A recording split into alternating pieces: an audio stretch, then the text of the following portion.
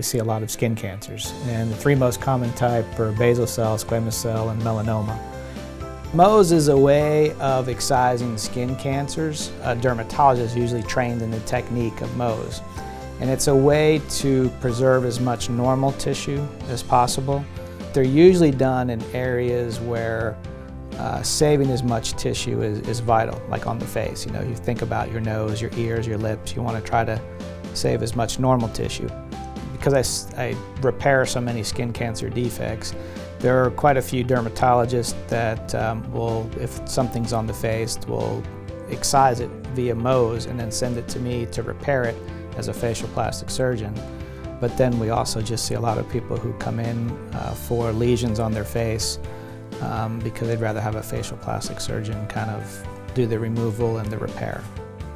The thing that really kind of drew me to facial plastics is the idea of, again, three-dimensionally, of how do you reconstruct this, and not only just form and putting things back in place, but to make them functional. So the idea of form and function and the artistry and three-dimensionality that goes with it, to me, is just fascinating, very rewarding.